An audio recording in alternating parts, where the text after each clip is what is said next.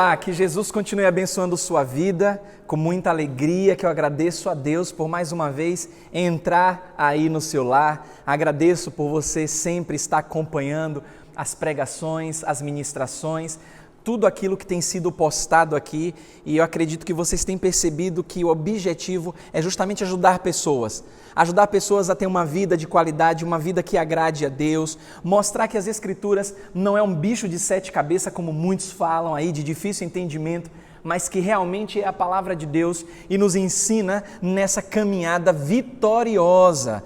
Então, meu carinho, meu sincero carinho e gratidão por cada um de vocês. Eu conto sempre com suas orações e hoje não vai ser diferente. Hoje é um assunto muito, mas muito sério, como toda a palavra de Deus, ela é séria e precisa dessa atenção, porque envolve muito essa questão de destino eterno.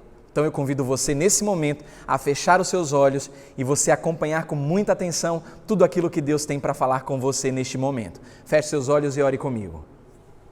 Pai Santo e querido Deus, obrigado, Senhor.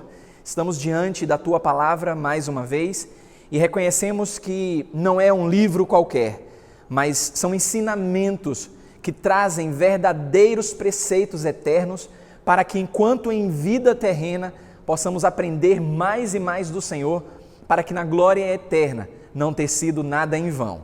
Então, Senhor, consola, conforta os nossos corações, ministra a Tua poderosa palavra, porque os dias são maus, a gente sabe disso, mas são muitas as pessoas que têm olhado para aquilo que realmente não importa, para aquilo que vai passar, e estão se esquecendo daquilo que é eterno. Então, diante de tudo que tem acontecido no mundo, Senhor, nos faz, Senhor, voltar os olhos para as Escrituras e entender que o Senhor é Deus e que as coisas já estão caminhando para o seu fim. Nós oramos, clamamos no nome santo de Jesus. Amém e amém. Muito bem, abram suas Bíblias em Lucas, Evangelho de Lucas no capítulo 16.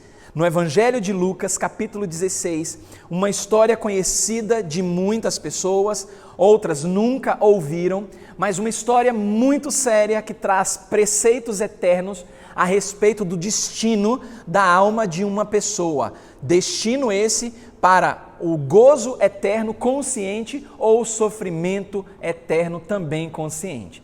Então, logo por essa introdução, você já deve estar imaginando ou estar percebendo que estou falando da história que Jesus contou a respeito do rico e de Lázaro.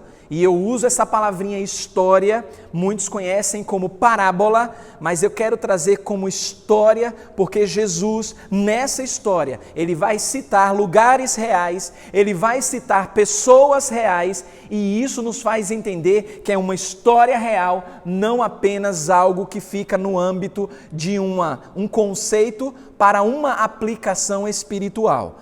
Não que as parábolas de Jesus não tenham essas propriedades. Tem. Sempre que Jesus conta uma parábola, vem com a ideia de que certo homem, certa mulher, um cisco que aconteceu, a trave, os porcos e por aí vai.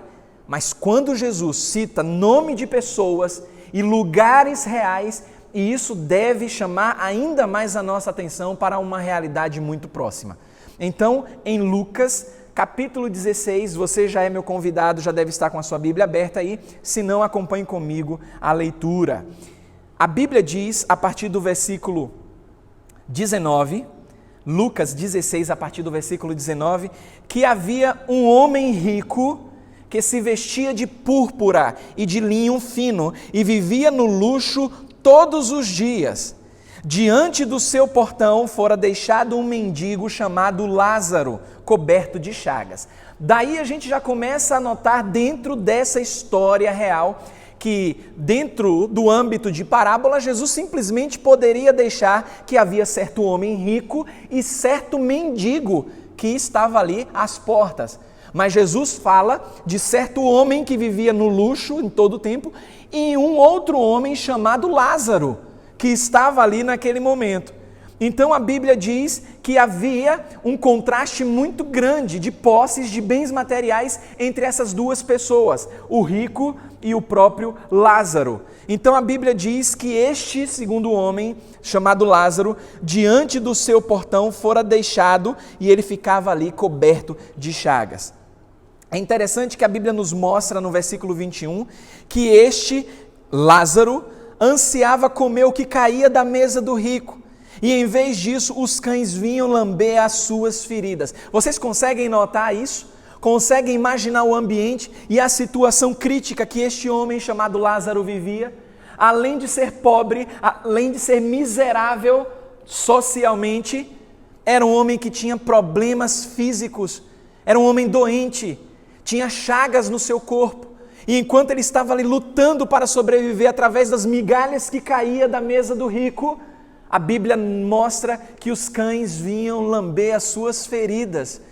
É um momento de muita dor, de muito tormento, a gente não consegue imaginar muito bem. E aqueles que se aprofundam tentando imaginar isso, nem alimentam esse pensamento, porque sabe que é muito trágico a situação daquele homem chamado Lázaro. No versículo 22, a Bíblia fala que chegou o dia em que o mendigo morreu, e os anjos o levaram para junto de Abraão. O rico também morreu e foi sepultado. Esse versículo nos chama a atenção a ação dos anjos nessa história específica, citando também o versículo, uma personagem bastante conhecida, Abraão, homem de fé, pai de nações. Então notem que é uma história bíblica, uma história real, em que Jesus chama a nossa atenção para esse acontecimento. Nos mostra também que os dois morreram. A Bíblia é interessante que diz que chegou o dia. Deus está no controle dos nossos dias. As pessoas estão preocupadas com coisas fúteis, as pessoas estão olhando para aquilo que não importa e se esquecem que os nossos dias já foram traçados. A Bíblia fala no Salmo 139 que Deus, na sua soberana vontade, já escreveu os nossos dias antes mesmo que pudéssemos ter vivido um deles sequer. Deus sabe o dia que vamos morrer, porque Ele já determinou isso. E a Bíblia mostra que chegou o dia daqueles dois homens. Só que havia uma separação. Um estava no seio de Abraão, estava com o pai das nações, o escolhido de Deus. E a Bíblia fala que o outro foi sepultado. Para onde foi mandado o outro homem? A Bíblia nos ensina que no inferno, versículo 23, onde estava sendo atormentado o rico, ele olhou para cima e viu Abraão de longe com Lázaro ao seu lado. Aqui tem outra pista da palavra de Deus que mostra que mesmo quando acontece a morte de alguém, há uma espécie de vislumbre consciente real. Como assim? A Bíblia não fala que este homem rico, ele era doutrinado, ele conhecia as Escrituras, ou até que conhecia Abraão, nada disso. Mas que na sua morte, conscientemente, ele avistou tanto o Lázaro, quanto a Bíblia mostra que ele conheceu Abraão. Isso nos faz e nos chama a atenção para aquele momento da transfiguração do rosto de Jesus, onde os discípulos contemplaram sem ter conhecido na história, face a face, o próprio Moisés e o próprio Elias. E eles viram lá Moisés e Elias no momento da transfiguração que aconteceu com Jesus. E isso chama a nossa atenção para algo consciente que ocorre depois da morte física. A Bíblia mostra que aquele homem, ele olhou para cima, ele estava no inferno e ele conheceu Abraão de longe e Lázaro também. Então no versículo 24 a Bíblia fala que ele grita: Pai Abraão, tem misericórdia de mim e manda que Lázaro molhe a ponta do dedo na água e venha refrescar minha língua, porque eu estou sofrendo muito neste fogo. Notaram a questão da consciência? Mesmo após a morte, essa ideia de que morreu, acabou, isso é furada. Você é inteligente demais, independente da sua religião, dos seus credos, de tudo que você foi ensinado, você é inteligente demais para saber que nós não estamos aqui neste mundo por acaso.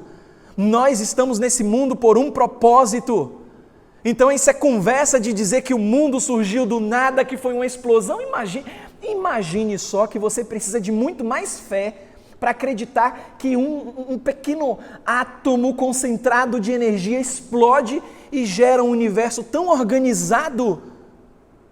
Eu não sou estudioso, cientista, a ponto de não perceber que a estrutura dos nossos olhos, a estrutura ela é tão complexa que isso já me faz entender que existe alguém consciente por trás que elaborou isso. A estrutura do nosso organismo, você não precisa ser nenhum PhD em química, em física, para entender que a estrutura do nosso organismo ela é muito bem organizada. Um arquiteto, alguém inteligente, organizou tudo isso.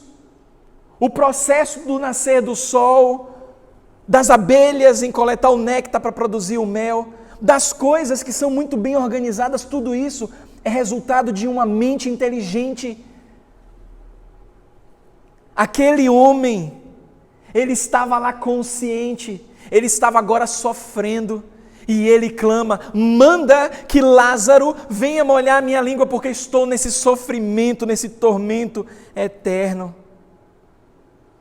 A Bíblia fala que ele estava em tormento, e mesmo diante desse pedido, aí é que é muito duro, a Bíblia diz que Abraão responde, olha só o versículo 25, filho, lembre-se de que durante a sua vida você recebeu coisas boas, enquanto que Lázaro recebeu coisas más. Agora, porém, ele está sendo consolado aqui e você está em sofrimento. Isso aqui fica o alerta para aqueles que estão correndo atrás do vento, que só querem mais, estão curtindo a vida. A gente tem falado muito nessa questão de pandemia, como a irresponsabilidade das pessoas e o egoísmo tem se mostrado diante de tudo isso, e na verdade é Deus que está mostrando tudo isso, como o coração das pessoas são enganosos, como as pessoas, elas são egoístas, elas não estão nem aí com relação ao uso de máscara, higienização das mãos. Aí os hospitais estão lotados porque elas estão de forma irresponsável, curtindo aí os seus paredões, fazendo e acontecendo, enchendo a cara, e muitos dos seus familiares morrendo porque elas estão transmitindo o vírus, não estão nem aí. Este homem rico, ele teve os seus bens, ele correu atrás das coisas materiais, enquanto Lázaro sofria, e ele é alertado que enquanto em vida ele teve tudo o que ele queria, só que agora ele estava onde? Num sofrimento eterno. E mais, o ensinamento mesmo lá no inferno ainda é aplicado à vida daquele homem rico. A Bíblia diz que Abraão ele continua dizendo o seguinte, no versículo 26, além disso, entre vocês, ou seja, dos que estão aí nessa separação, no inferno, no Hades, entre vocês e nós há um grande abismo, de forma que os que desejam passar do nosso lado para o seu, ou do seu lado para o nosso, não conseguem. Ainda havia isso, olha o coração bom de Abraão, ainda na eternidade, a sensibilidade diante de uma cena que estava acontecendo diante dos seus olhos. Não dá para passar, tem um abismo muito grande, não dá para ser feito, nada pode ser feito agora. Notem que no versículo 27 a Bíblia diz que o rico responde, a pessoa que era rica e agora estava em tormentos, respondeu, então eu lhe suplico, pai, manda Lázaro ir à casa de meu pai. Repare que agora ele já notou que não tem mais nada que pode ser feito por ele. A Bíblia nos ensina que o homem está ordenado a morrer uma só vez e depois disso o juízo. A consciência de que nada poderia ser feito na vida daquele homem rico estava agora diante dos seus olhos e fazia parte do seu contexto e da sua realidade de sofrimento eterno.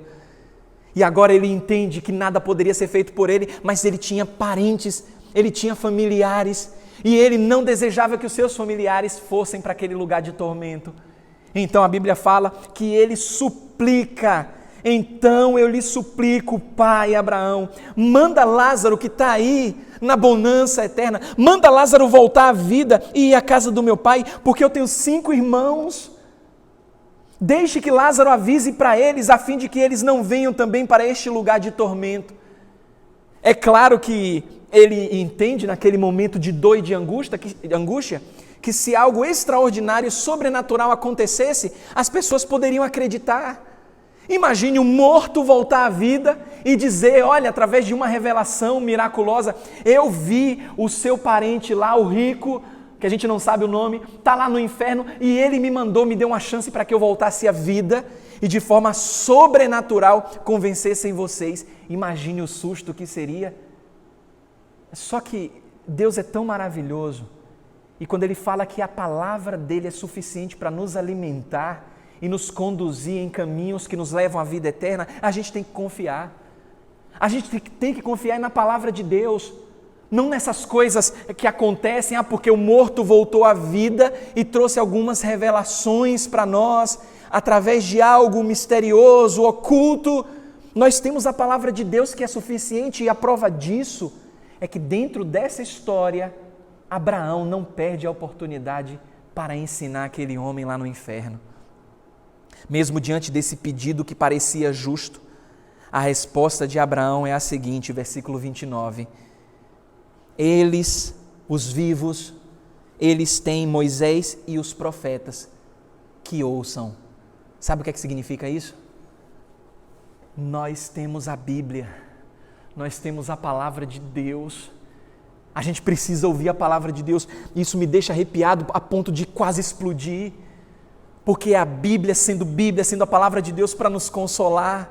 É Deus dizendo que nós temos tudo o que a gente precisa para entender o caminho de vida eterna. E Abraão está dizendo: olha, rico, você que foi rico, não vamos fazer isso, não podemos fazer isso, porque ele já tem tudo concernente à vida e à morte, está na palavra de Deus, está em Moisés e os profetas. Que os vivos ouçam a Bíblia, que os vivos ouçam Moisés e os profetas. E aí, aquele homem em tormento questiona, porque o homem é questionador, não pode fazer mais nada. Ele diz: não, pai Abraão, não, versículo 30. Se alguém dentre os mortos fosse até eles, eles se arrependeriam. Por quê? Porque é algo sobrenatural. Eles viram os dois morrerem. Imagine agora voltar à vida aquele mendigo e trazer uma revelação dessa. Repare que nesses últimos dias muitas pessoas estão buscando o ocultismo para ouvir revelações dos mortos, dos espíritos a respeito das coisas. Nós temos a palavra de Deus, e mesmo com esse homem contestando o ensinamento de Abraão, olha a resposta no versículo 31 de Abraão. Não, meu caro, se não ouvem a Moisés e os profetas, ou seja, se eles não dão ouvidos à Bíblia, à palavra de Deus, tampouco se deixarão convencer, ainda que ressuscite alguém dentre os mortos. É muito dura essa palavra. Não traz esperança mais nenhuma para aquele que estava no inferno.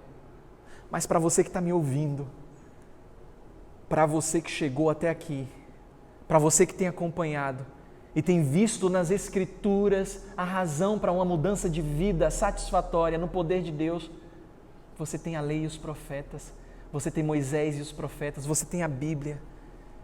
Então, se a Bíblia está mostrando nessa história que se eles não ouvem a palavra de Deus, tampouco se deixarão ouvir, ainda que algo extraordinário desse tipo pudesse acontecer.